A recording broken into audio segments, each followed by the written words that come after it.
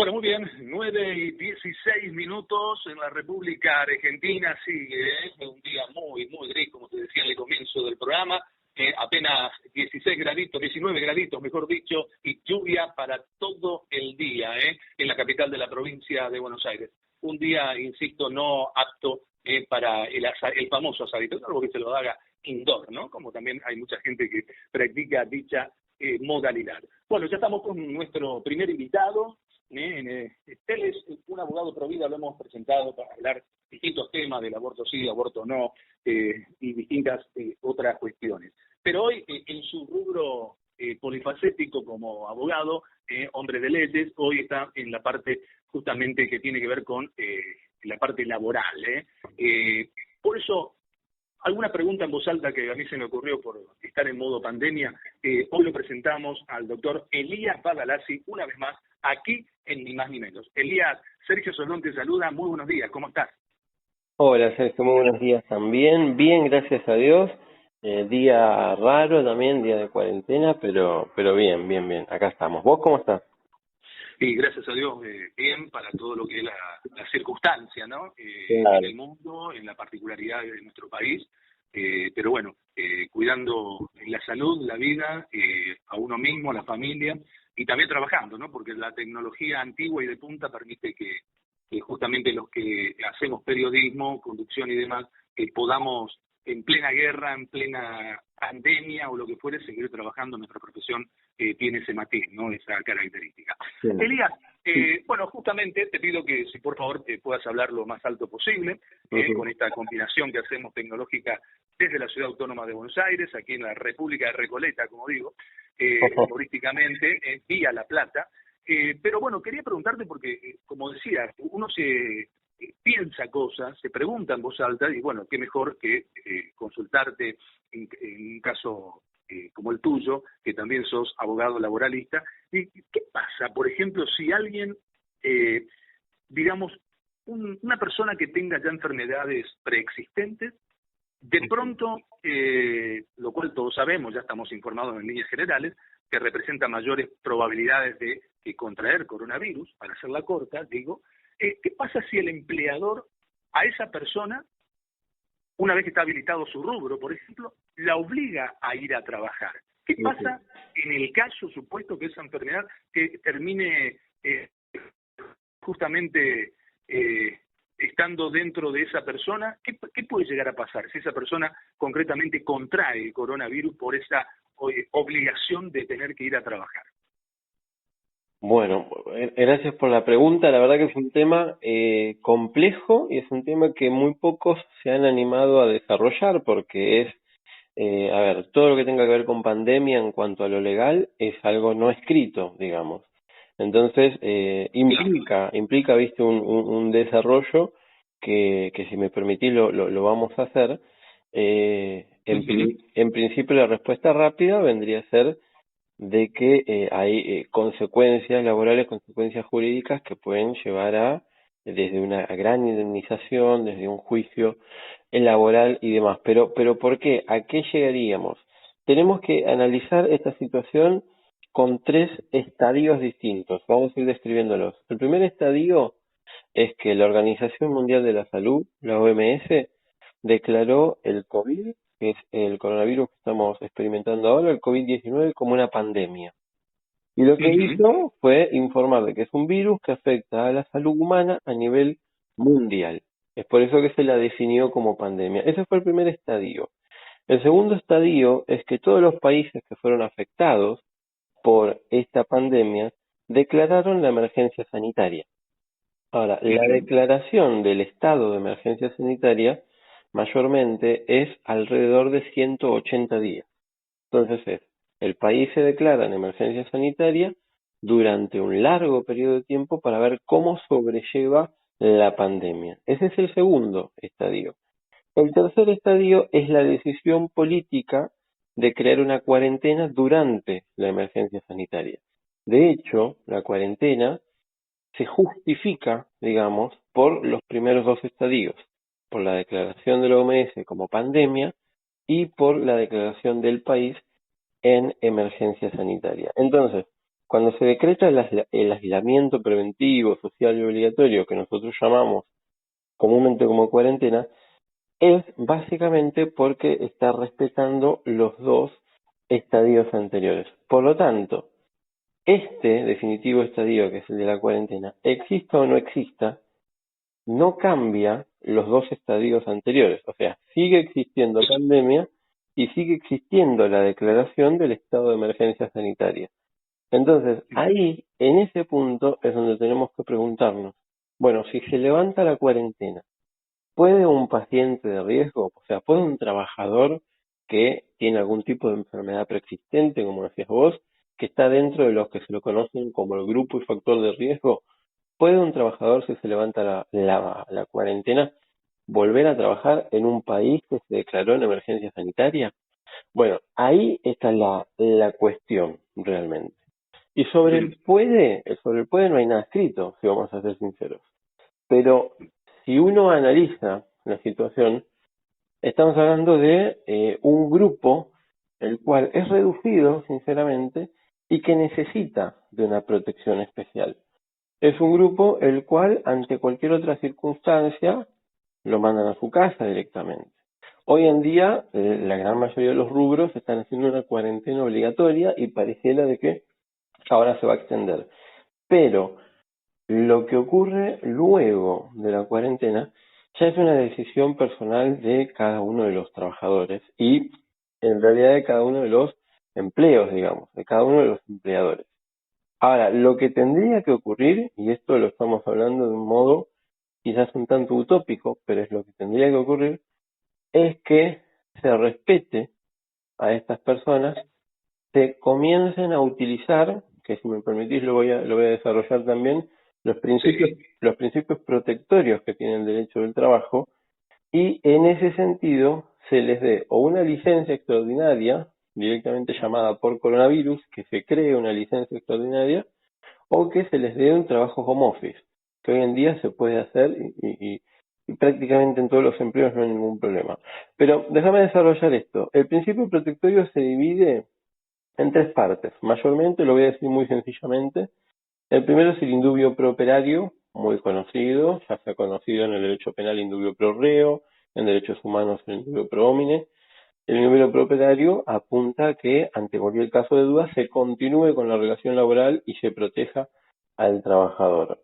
Dentro del principio protectorio, además del indubio pro reo, hay otras dos aristas que también sería bueno analizar. Una es la regla de la norma más favorable, que tengo un caso para mencionarte, por ejemplo, respecto de esto. El 24, hoy ya que en qué fecha estamos. Hoy 25, bueno, ayer. Le pasa lo que le pasa mucho en pandemia, no saben en qué fecha está. Sí. Ayer mismo salió una sentencia de un juzgado laboral condenando a un empleador que había despedido a una persona durante la cuarentena.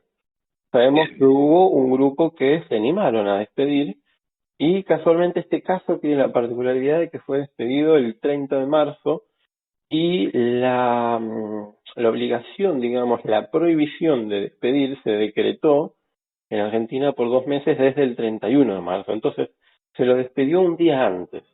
Y ahí se inicia todo un juicio para analizar qué era lo que se podía hacer porque el trabajador estaba pidiendo un juicio mediante una medida cautelar que se lo reintegre al trabajo. Ni siquiera estaba haciendo un pedido de una indemnización ni nada por el estilo. Él quería volver a trabajar.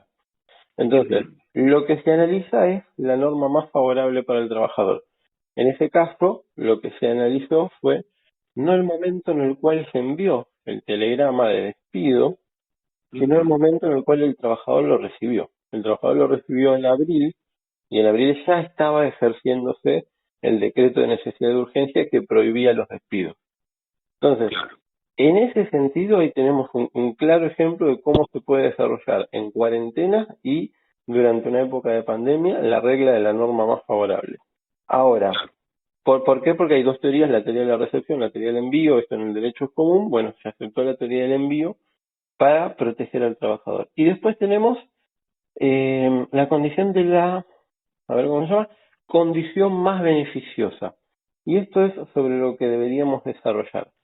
La tercera pata de este principio protectorio, que es la condición más beneficiosa, debiera apuntar a aquellas personas, esto hablando en época de pandemia, protección más beneficiosa y condición más beneficiosa ante cómo puede llegar a ser esa persona enferma o con grandes posibilidades de enfermarse, o peor aún, con grandes posibilidades de morir si se enferma, cómo podría hacer para llevar adelante su vida y cómo puede ser el empleador para protegerlo. Entonces, en ese sentido, dentro de la condición más beneficiosa, se empieza a desarrollar todos otros principios del derecho del trabajo, como el principio de no discriminación, como el deber de seguridad y protección que tiene el empleador, como el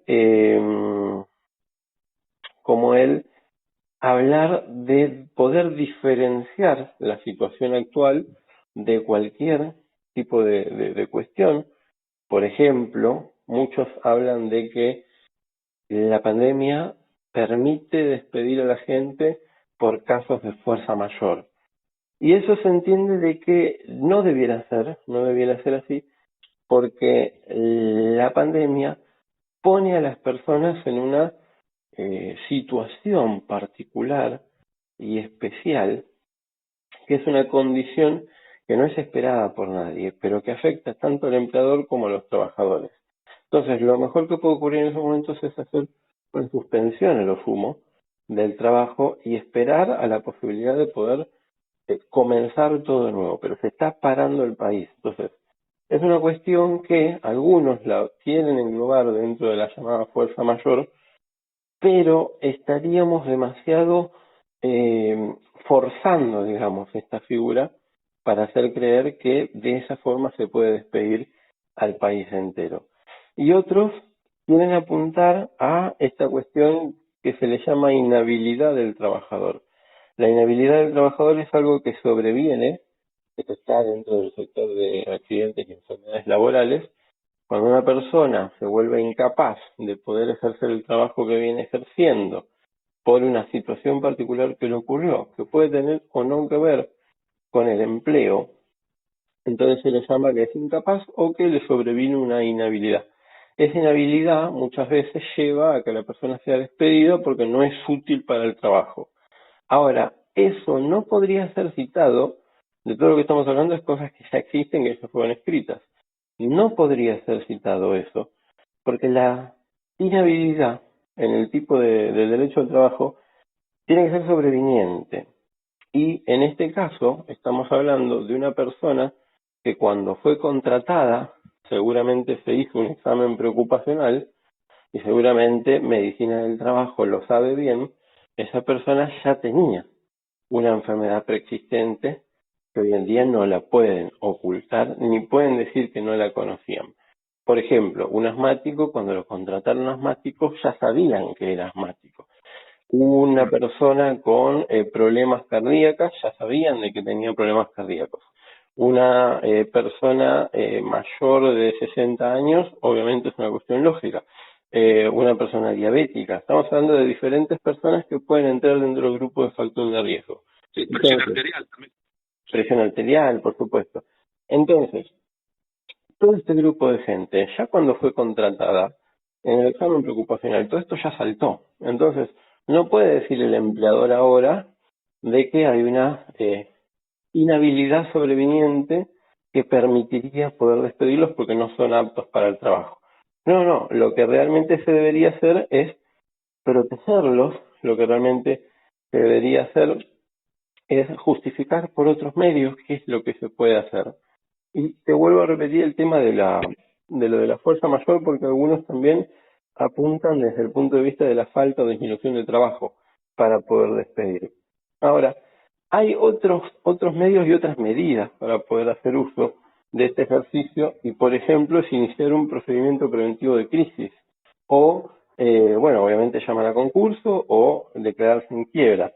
Pero si el empleador no inició el procedimiento preventivo de crisis, ni se declaró en quiebra, ni solicitó ayuda al Ministerio de Trabajo o lo que sea, si no hizo nada de eso antes, no es posible justificar en una cuarentena la situación de los despidos. Porque, a ver, la pandemia es algo que sobrepasa cualquier entendimiento común. Entonces, si no inició los puntos para proteger su empleo en protección de los trabajadores, después no puede justificar que tuvo disminución de trabajo y demás. Ahora, para concluir, entonces, decíamos que estamos hablando de cosas no escritas en cierta forma. Entonces, dentro del derecho del trabajo tenemos diferentes tipos de licencias. Algunas están conocidas como los descansos, como las vacaciones, de esas no se puede hablar nada.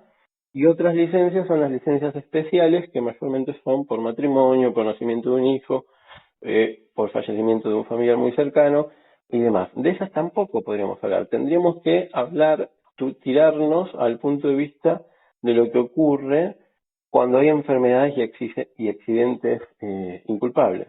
En ese sentido, tendríamos que crear una licencia extraordinaria, como decía al principio, y la licencia extraordinaria por pandemia, que es muy fácil crearla, porque, a ver, es una relación entre el trabajador y el empleador en protección del trabajador.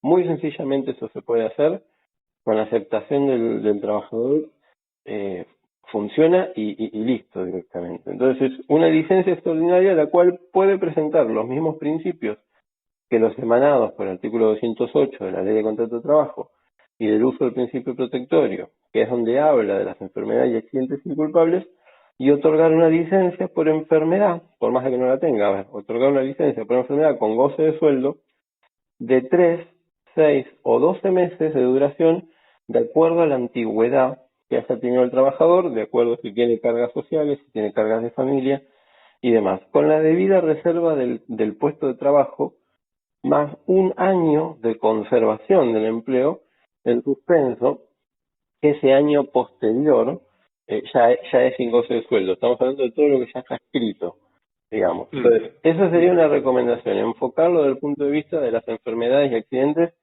inculpables que te otorgan. Perdón que estoy cerca de un de un tren, vivo cerca de un tren. Está más que claro, Elías, está más que claro lo que estás comentando, porque yo también quería decirte, a veces vos dijiste esa licencia especial, sería con goce de haberes, por supuesto.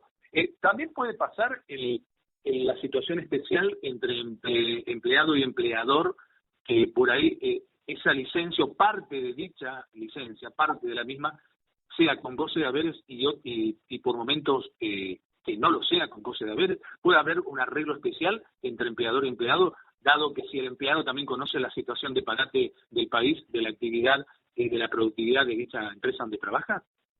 Mira, hoy por hoy, si estamos hablando dentro del marco de la emergencia sanitaria y dentro del DNU que prohíbe los despidos, hoy por hoy no, pero esto va a terminar. O sea, la prohibición de los despidos en menos de 2 meses se acaba la prohibición y hay que ver qué es lo que pasa a nivel país. Algunos laboralistas, colegas míos, decían de que ellos están muy preocupados porque la prohibición de despidos lo que puede llegar a provocar es que el empleador se banque, por así decirlo, 2 meses más de salario y después despida a todos. Entonces, ahí es una cuestión compleja que habría que analizarla, dada la situación. Yo creo que vamos a seguir en emergencia sanitaria cuando se levante la prohibición de despidos o seguramente extiendan la prohibición. Si continúa el DNU de la prohibición, no podrían hacer ningún tipo de arreglo que termine con el trabajo o que suspenda incluso el goce de los sueldos, en principio. Si el DNU se levanta o termina, ahí sí hay diferentes tipos de posibilidades de conciliar o también se llama transacción, de poder acordar con el empleador cómo van a llevar adelante toda esta cuestión. Pero hoy en día, si te tengo que responder formalmente, tanto las suspensiones sin goce de sueldo y demás, como los despidos están prohibidos. Claro, muy muy claro entonces lo que comentás, ¿no? Debe haber también distintas situaciones, ¿no? Porque por ahí, claro, a ver, ¿cómo hace, por ejemplo, esta persona?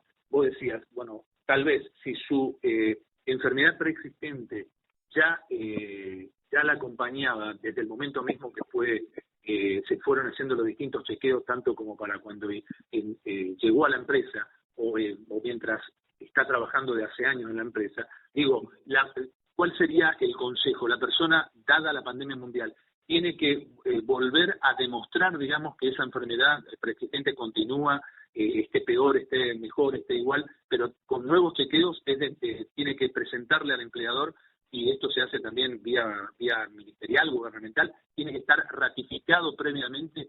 Dichas enfermedades preexistentes continúan, obviamente, bajo tratamiento de esa persona, de ese empleado.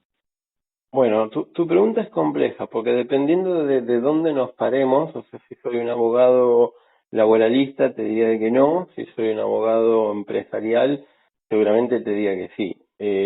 Medicina del trabajo seguramente te va a pedir, hablo del sector de medicina del trabajo, que la gran mayoría de los empleos lo tienen, te va a pedir nuevamente certificados. El problema es que, de nuevo, tenemos que situarnos en una situación de pandemia mundial que nunca antes existió, al menos en el sentido y modo que hoy se ejerce, y hoy en día un enfermo de riesgo no puede salir a buscar un certificado. Sería una locura que desde medicina del trabajo te manden a salir a la calle a buscar un médico dentro de un hospital en medio de una pandemia, en emergencia sanitaria, para que te hagan un certificado.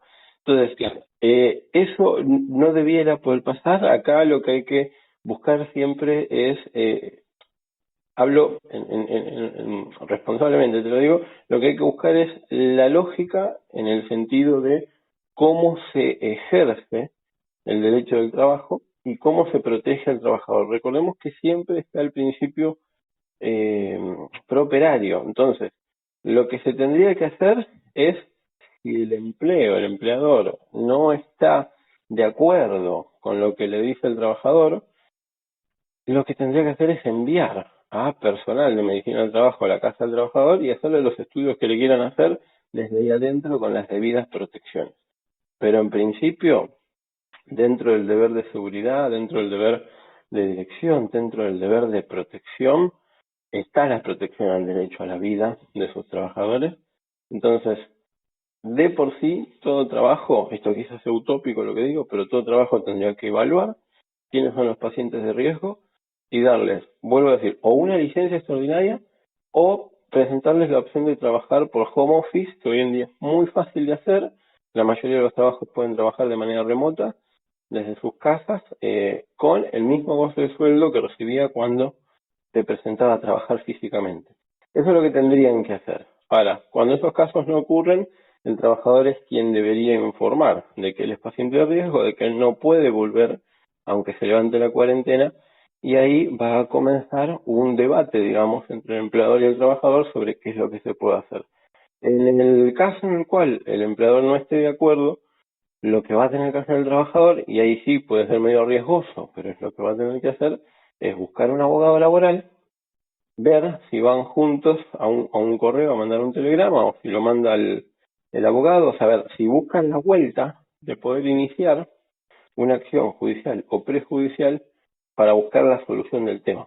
Lo que tendría que hacer es avisar o anunciar de que él no se va a presentar a trabajar porque tiene una enfermedad preexistente que ya era conocida por el empleador y que ante la situación de emergencia sanitaria y la pandemia a nivel mundial no puede hacerlo, y solicita que se le presenten unas nuevas modalidades de trabajo. Pero bueno, eso es lo que puede ocurrir.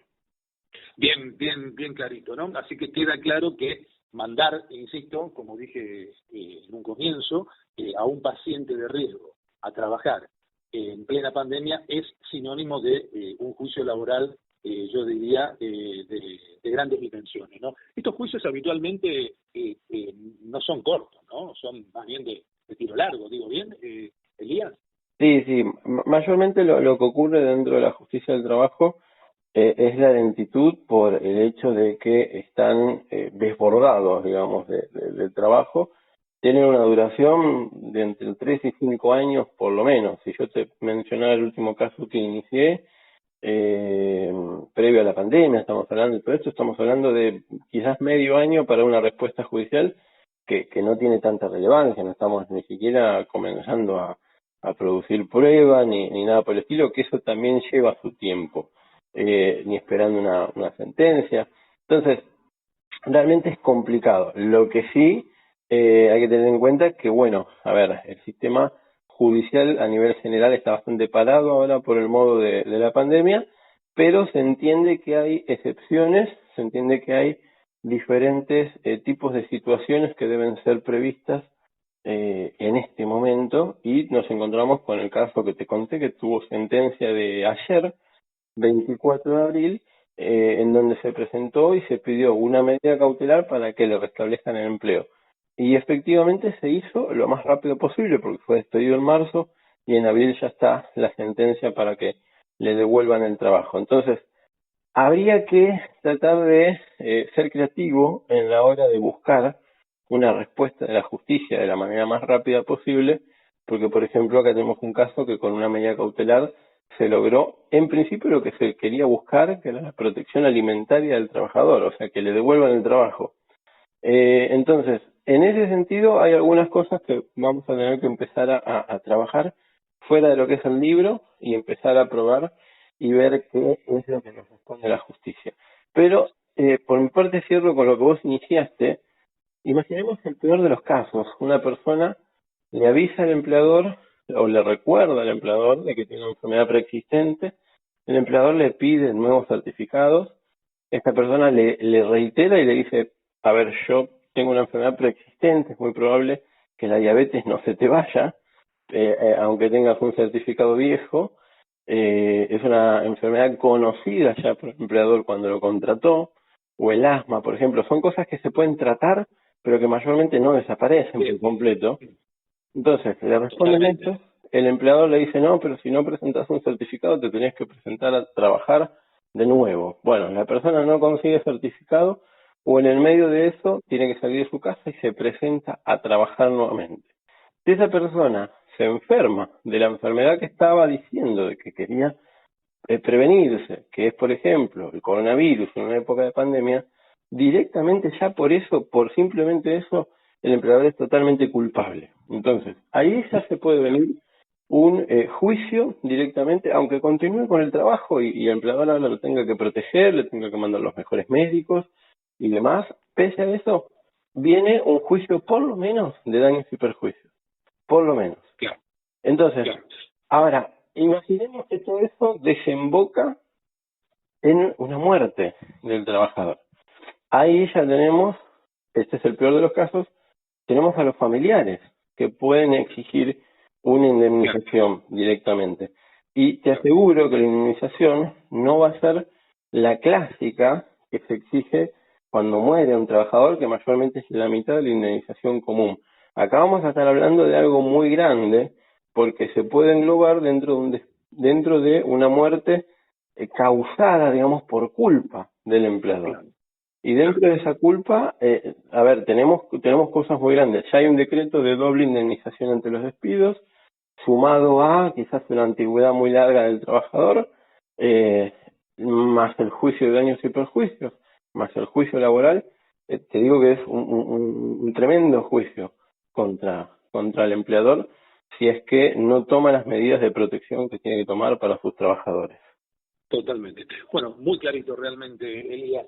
El agradecimiento de siempre, porque, bueno, has desarrollado con claridad este tema, por el hecho de que mucha gente, obviamente, con toda la preocupación que tiene de todo tipo, también no sabe en situaciones especiales como esta, cómo tiene que hacer, ¿no? Así que te agradezco infinitamente que hayas participado, en este caso con la parte laboralista, digamos, por llamarlo de alguna manera, dentro de tu rubro, dentro de tu profesión. Elías, gracias por haber estado una vez más en Ni Más Ni Menos. Por favor, gracias a vos, gracias por la invitación y bueno, saludos a toda la gente, hay que seguir adelante. Un abrazo muy grande. Abrazo. Ha sido el doctor Elías Badalasi, justamente hablando de toda esta situación, ¿no? De lo grave que